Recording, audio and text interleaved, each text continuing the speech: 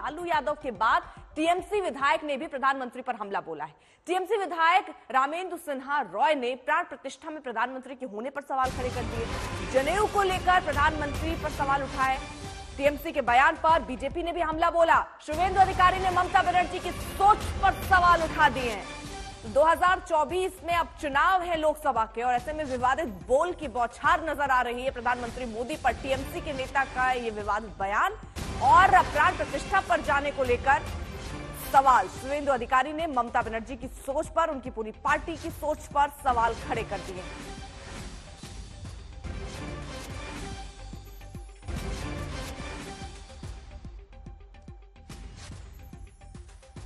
আপনাদের বাড়িতে পুজো করে কে? ব্রাহ্মণ তো? ব্রাহ্মণ ছাড়া কেউ পুজো করে? কি জোরে বলুন? আচ্ছা, আমার এদিকে মুসলিম ব্যক্তিরা আছেন, আমার চাচাকে জিজ্ঞাসা করছি, আপনাদের মসজিদে নামাজ পড়ান কে? ইমাম সাহেব তো? রাম মন্দির তৈরি হলো, নরেন্দ্র মোদী গিয়ে মূর্তি প্রতিষ্ঠা করে তার পুজো অর্চনা করলো। তা আমি প্রশ্ন করছি, নরেন্দ্র মোদী কোথাকার ব্রাহ্মণ বলতে পারবেন? পৈতিটা কে দিয়েছিল? কবে পৈতে হয়েছিল বলতে পারবেন? তাহলে দেখুন হিন্দু ধর্মকে কত নোংরা জায়গায় নিয়ে গেল। ঠিক তেমনি ওই যে রাম মন্দির তৈরি হয়েছে, আমি মনে করি অপবিত্র রাম মন্দিরেতে ভারতবর্ষের কোন হিন্দু যেন পূজা দিতে না যায়। ওটা একটা শপিস তৈরি হয়েছে, ওটা শুধু একটা শপিস তৈরি হয়েছে। अनुपम मिश्रा हमारे साथ, हमारे सहयोगी इस वक्त जुड़ चुके हैं। अनुपम, अब ये पूरी लड़ाई राम मंदिर के इर्द गिर्द से घूमती हुई प्रधानमंत्री पर आ गई, और उनके ब्राह्मण होने पर सवाल, जनेऊ धारण करने को लेकर सवाल, और सीधे ये कहने का कि जो हिंदू लोग हैं वो मंदिर ना जाएं क्योंकि वो अपवित्र है। इस तरीके का बयान टीएमसी के अगर नेता दे रहे हैं तो टीएमसी का क्या स्टैंड और उसको लेकर कैसी राजनीति? देखिए अर्पिता, रामेंद्र सिंह रॉय इससे पहले भी अपने विवादित बयानों के लिए चर्चा में रहे हैं, और शुभेंदु अधिकारी के साथ खास तौर पर उनकी बहस भी हो चुकी है इससे पहले तो। और लेकिन अगर हम देखें राजनीति के तौर पर और तृणमूल कांग्रेस का स्टैंड के तौर पर, तो जब राम मंदिर का मुद्दा चल रहा था, जब उद्घाटन हो रहा था, तब विपक्षी पार्टियों ने काफी कुछ कहा था, लेकिन आपको याद होगा ममता बनर्जी ने कुछ नहीं कहा था। बड़ी संभल कर उन्होंने बातें की थी। ठीक है, आपको रोक रही हूँ। ये टीएमसी के नेता जो है रामेंदु, जिन्होंने बयान दिया, वो इस वक्त हमारे साथ जुड़ चुके हैं। रामेंदु सिन्हा रॉय जी, आप इस बयान पर अभी भी कायम हैं, या जो विवाद बढ़ रहा है उसके बाद आप बयान में कुछ कहना चाहेंगे बयान को लेकर? हम जो बोला है, हिंदू धर्मों से 4 शंकराचार्य है, और शंकराचार्य विधान दिया असमाप्त मंदिर में कोई विग्रह नहीं, पूजा पाठ जरूर है। ये विधान सभी हिंदू लोग माना है, लेकिन बीजेपी नरेंद्र मोदी नहीं माना। 22 जनवरी में जब जबरदस्त अयोध्या में राम मंदिर में मूर्ति प्रतिष्ठा किया, पूजा पाठ किया। हम हिंदू है, हम जानते चाहिए, सब हिंदू जानते चाहिए, शंकराचार्य जो विधान दिया यही ठीक नहीं, गलत है। मोदी जो करना है वही ठीक ना गलत है। ये हम हिंदू है, सारे हिंदू यही जाने पड़ेगा। मेरा भाषण में यही बोला। लेकिन शुभेंदु अधिकारी तो ये कह रहे हैं कि इस तरह का बयान जहां पर ये कह देना कि शुभेंदु राम मंदिर अधिकारी ही वो अपवित्र पागल है, मैड है। शुभेंदु अधिकारी पागल है, मैड है। शुभेंदु अधिकारी पहले बोलिए, जो 4 शंकराचार्य जो विधान दिया, ये विधान सच न गलत है। पहले शुभेंदु अधिकारी यही बोला, आज जो शंकराचार्य जो सच बोला तो राम मंदिर 22 जनवरी से चले गलत काम है।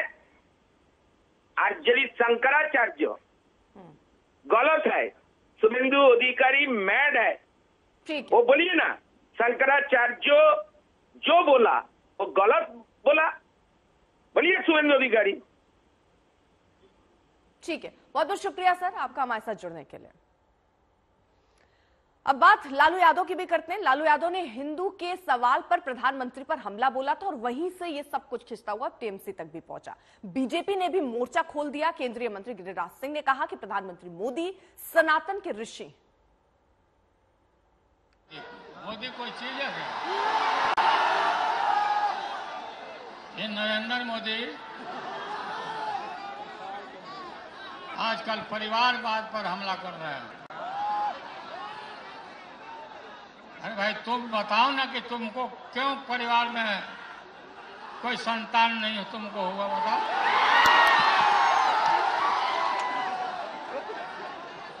ज्यादा संतान होने वाले लोगों को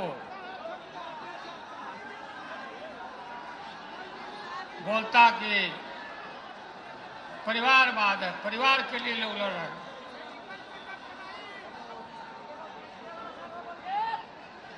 तुम्हारे पास परिवार नहीं है। नरेंद्र मोदी लालू जी के तरह या लालू जी के सर्टिफिकेट की जरूरत नहीं है।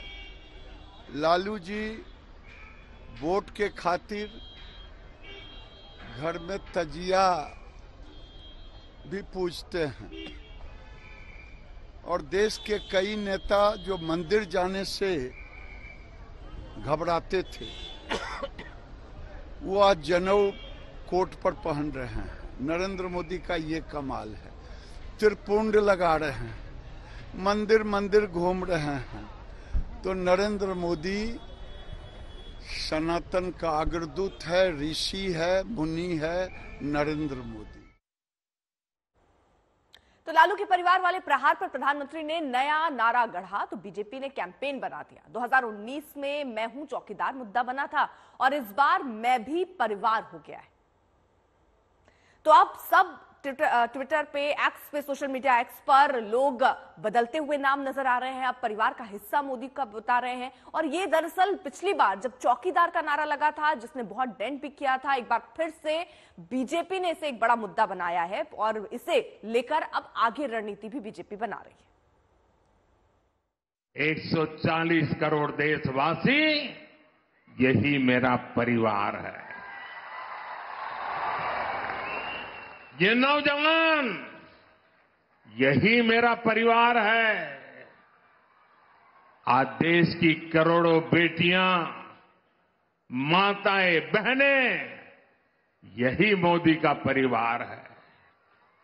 आज देश का हर गरीब, ये मेरे परिवार है। जिसका कोई नहीं है वो भी मोदी के हैं और मोदी उनका है। मेरा भारत, मेरा परिवार।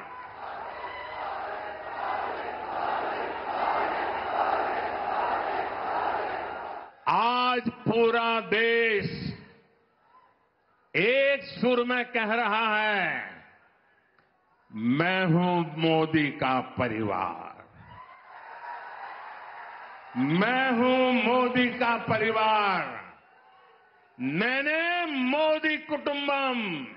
ये डीएमके और कांग्रेस जैसी पार्टियां कहती हैं, उनका मोटो है फैमिली फर्स्ट और मोदी कहता है नेशन फर्स्ट। इसलिए अब इंडी गठबंधन के लोगों ने मुझे गाली देने का नया फॉर्मूला निकाला है।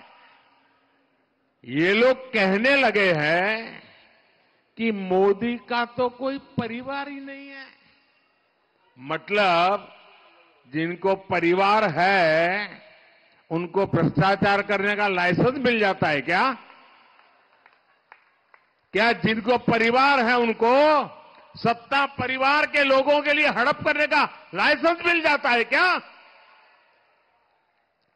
मेरे प्यारे देशवासियों, मेरे प्यारे परिवारजनों, ये बार बार मेरे परिवार को गाली देने का उनको शौक लग गया है।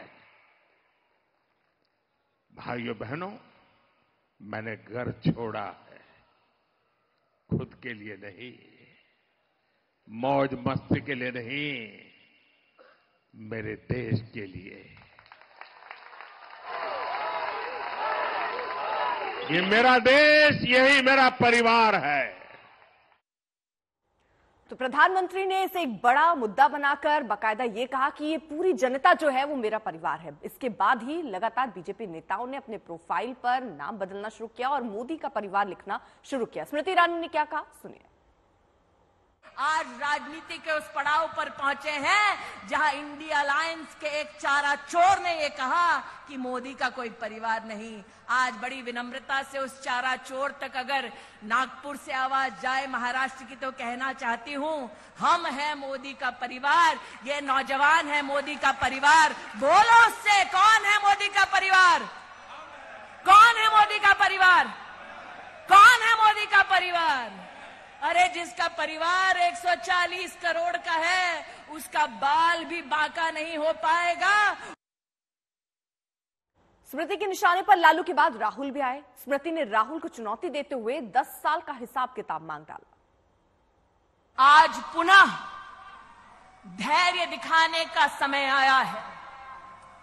हमको उकसाया जाएगा, कुछ लोगों को एआई के माध्यम से, डीपफेक के माध्यम से बरगलाया जाएगा, लेकिन आज हम डंके की चोट पर कह सकते हैं, और अगर राहुल गांधी तक मेरी आवाज पहुंचे तो कान खोलकर सुन लो, मैदान तुम चुनो, कार्यकर्ता हम देंगे।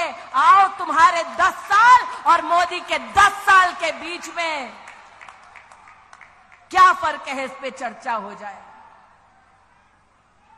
मैं नहीं कहती मैं जाऊंगी चर्चा के लिए, तब पक्का नहीं आएंगे तेजस्वी, लेकिन इतनी गारंटी देती हूं कि युवा मोर्चा का एक भी साधारण कार्यकर्ता जाकर राहुल गांधी के सामने बोलने लगे तो राहुल गांधी में इतना दम नहीं कि युवा मोर्चा के किसी कार्यकर्ता के सामने टिक जाएगा। तो प्रधानमंत्री की परिवार कैंपेन पर बयानों के तीर भी चलने लगे हैं। कांग्रेस बीजेपी भी खुलकर आमने सामने आ गई।